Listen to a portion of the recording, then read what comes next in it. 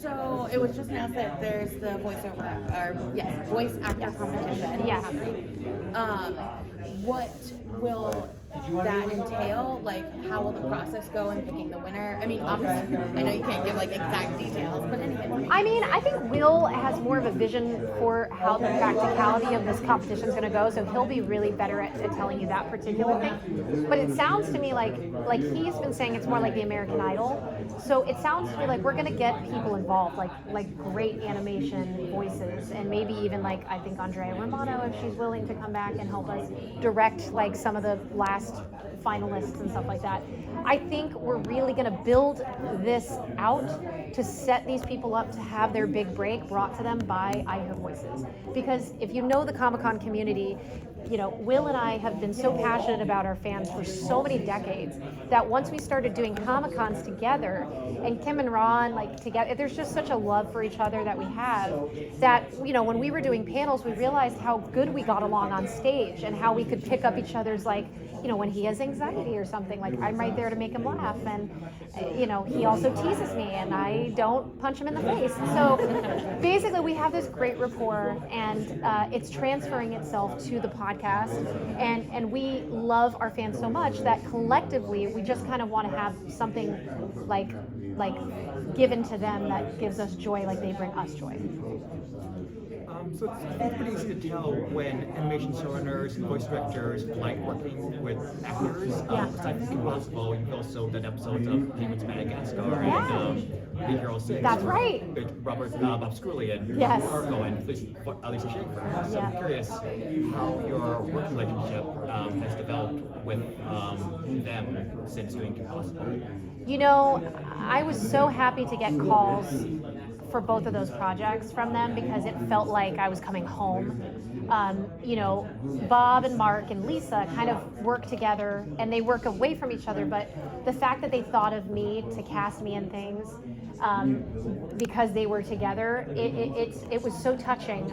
You know, I don't technically work in voice acting as much as maybe I'd like to. I'm more of a content creator. I live in Austin, Texas. My life is very different from living in Hollywood and stuff like that. So, you know, I was still living in Orange County at the time when I got both of those calls. And I was, again, just so touched to like come back to the studio to, you know, what studio was it? I'm trying to think which one it was. It wasn't LA Studios, but it was like I said, like being home with your family. And so I do think you're right insofar that there's bonding that happens, and that's a lot of the time why you see the same people booking over and over again. But with so many different shows, there's definitely room for more people, talented people, the next generation, to be like brought into the mix of these things. You know, there's more opportunities than there are voices at this point. How does it feel that people still love Impossible so much after all these years, and what would you say to a new generation that might be getting into it?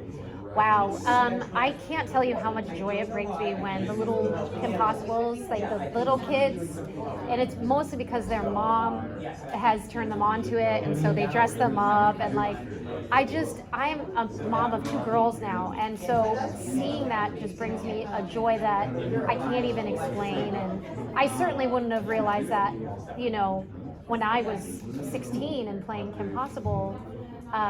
And now it's really come full circle for me 20 years later. And I do think that Kim still very much has a stronghold over this mentality of inclusion and sort of empowerment and fighting for good and representing her community and saving the day. And so I think that that's all things that I can get behind and be very proud of. Can you talk a little bit about how your musical theater background kind of assisted you in voice acting? Yeah. The techniques are very similar. Oh my God, totally. So actually, we were talking at today's podcast about Fred Tatasciore ability to warm his voice up and then cool his voice down, and what led me to talk about briefly. I had nodular surgery, and I believe I had that after establishing my voice as Kim Possible.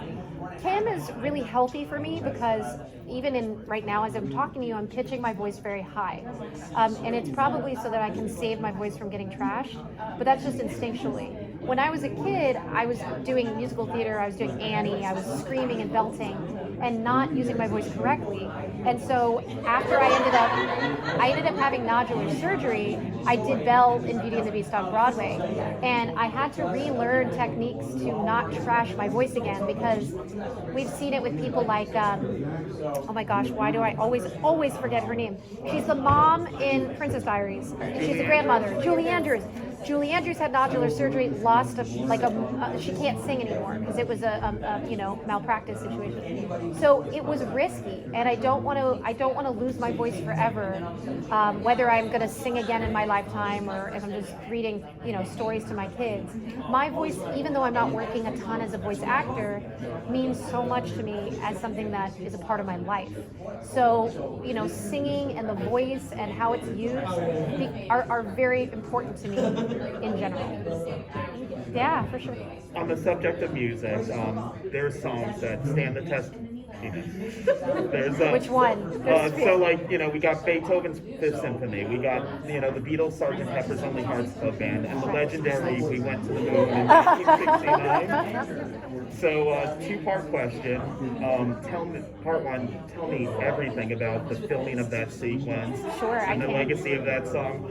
Sure. Part two, my Comic-Con dream. Can we sing the first line together? We can do that right now. We can all do it if you want. Everybody knows it. Okay. Yeah. All right. 1, 2, 3. We went to the moon in 1969. Not 1968 for the year after. All right. Good job. We did it. Comic-Con dream come true. Yes. Oh, I'm so touched. Thanks, guys. I love you guys. And we're all aged now. I know all of your ages now. I love it. And then the other question was... Tell me everything about the recording of that song and just the legacy of it for you. When you hear like a lot of the old school decoms and like people singing and stuff, like you assume that like it's in this like production booth and it's like this thing. I think that it was like the music that was created for Even Stevens' musical episode was like our composer, our producer, a lot of our directors, like Paul Hohen. Paul Hohen is a huge decom director. I think he's directed like all the Zombies movies and like a ton of these movies. Paul's a great guy, but all of them were growing up together. Sean McNamara and David Brookwell were our executive producers, and they also did the Raven show and they're huge Disney Channel from that era producers. They're the people that made it all happen. They were all in a band in Santa Monica / Venice. They were like Beach Boys. And so what would happen was that they hired out a lot of their friends along the way that I guess ended up in the entertainment industry. Long story short, because you wanted to know everything. The guy that created all of that music, including that anthemic song that everybody cannot forget, get out of their ears, which I would not have thought it would have happened. He was just he was our producer, like our music scoring guy. Like he scored everything. And then he went into, songwriting mode. And so I went and just performed it in his garage. And it was just like some really ragtag thing that I didn't even think of. And there was other times that I would sing on Even Stevens, like the Twitty Stevens Connection and Sacramento Girl and like all these random things. I never took any of that stuff seriously. But I think there's a generation that watched all of that musical stuff, and it was before High School Musical. So for them, that was in a weird way like their connection to music and Disney. Weird to me, very weird, because we all know Disney as being this very musical place, but it wasn't like that for a long time. There was no High School Musical. So, and sidebar, when our musical episode tested off, the ratings went off the charts for some reason, they started talking internally about doing High School Musical. And that was verified to me by Gary Marsh. And they had like some milestone marker map that Disney brought out, like for some anniversary of Disney Channel, and we went to the moon, and like that musical episode was part of the milestones for Disney Channel. So you realize this means that if you had not sung that song, Zac Efron would not have a career. Yeah, you can directly blame me for Zac Efron. Yes, it is my fault, but I guess, yeah, okay. He's not a bad guy. He doesn't seem like it.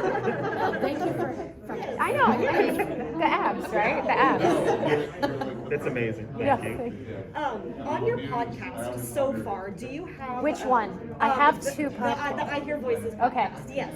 On the I Hear Voices podcast, who has been your favorite guest so far? Oh man, that's so hard to say. Whew. Oh my goodness. So I cannot play favorites. I can say that my favorite person on the podcast is Will.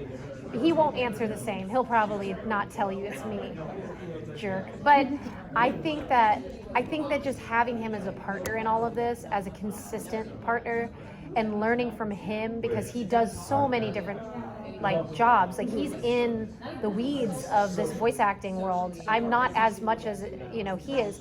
Not only that, he's a huge nerd.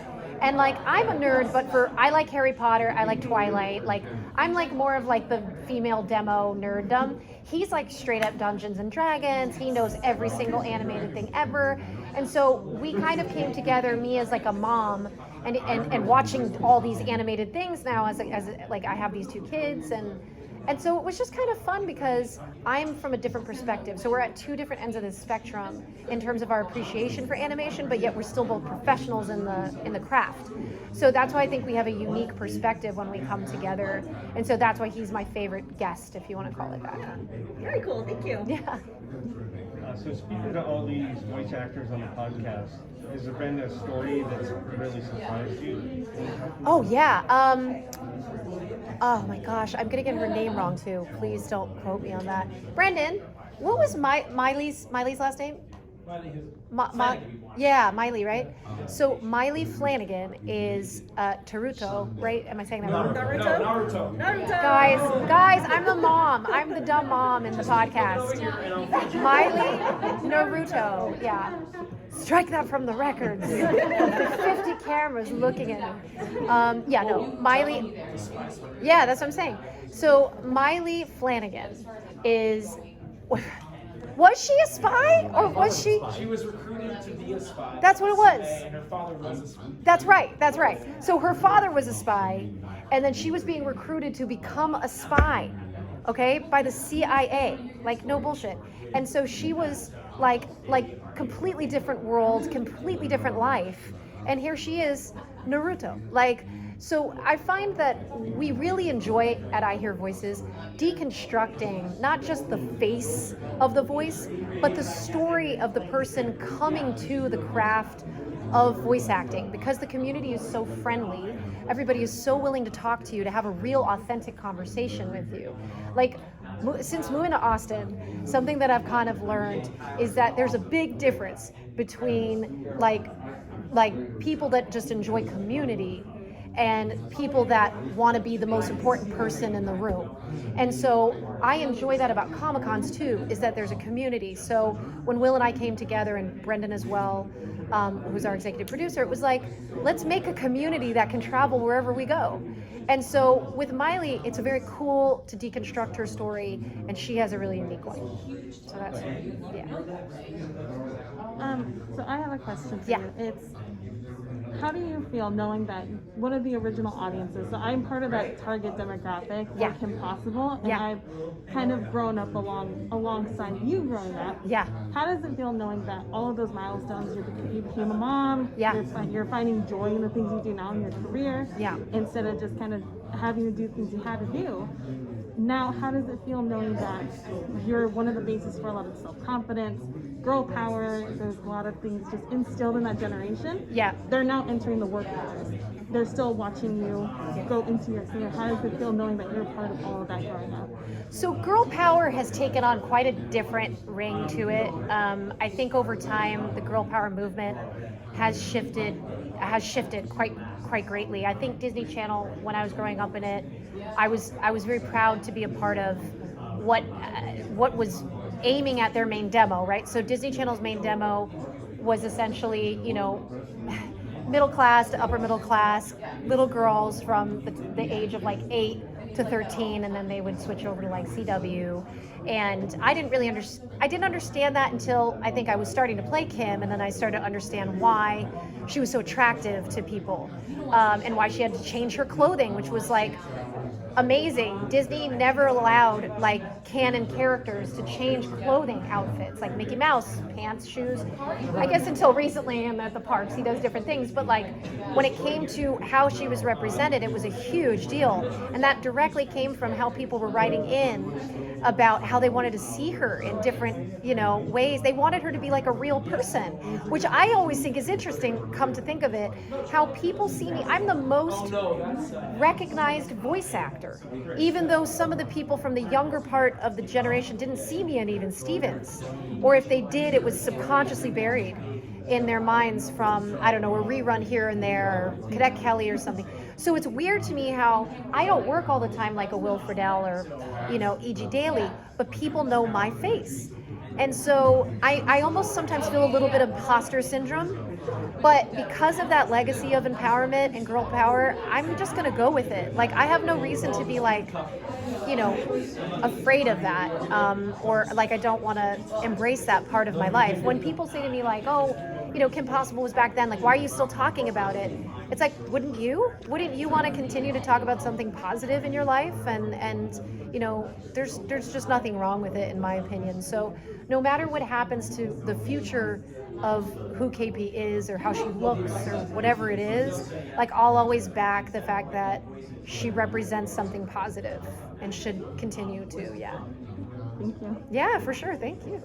And do you have any dream guests you'd like to have on the podcast? Wow. Our Pinky and the Brain folks, we really like to get them on. I'm trying to think. I can't wait to get someone like Sam Riegel on. He's really big with Critical Role, and of course it's like one of those things where it'd be really cool to get the director's perspective, because he directed The Lion Guard, and I was for a little bit of time doing a lot of Harlequin books before I was pregnant, and I was like, I think I'm not gonna do it anymore. And I'm like sitting there pregnant, I'm like, I'm not gonna do Harlequin novels anymore, because I was doing audiobooks, because a lot of times that's if you're not doing animation and you want to keep your voice going. I was doing audiobooks, and Sam was on the other side, and he was doing Sophia, and then he was doing Lion Guard, and now like my girls love Lion Guard, and so I would probably fangirl over the people nowadays that I think have a direct connection to my kids. And so that's just kind of the cycle of animation. But overall, I'm a big fan of animation. So every guest that we have, like I said, I can't really pick. I'm just happy that they're willing to sit down with us and have like a really like authentic conversation. And you know what? We're pretty good hosts because we get it out of people. Like someone like Fred today, like I've seen interviews with him where he hasn't really opened up. He's very shy apparently, from what I've heard. But when you have them sit down and you kind of grill them from the beginning of their career, and you don't let them just because they go on autopilot when they go into these interviews, and they do it so long. He was going to another panel right after ours. But what they do is they start to really deconstruct and think back on their own lives. So we have a good time with getting them to open up. So thank you guys. Thank you so much.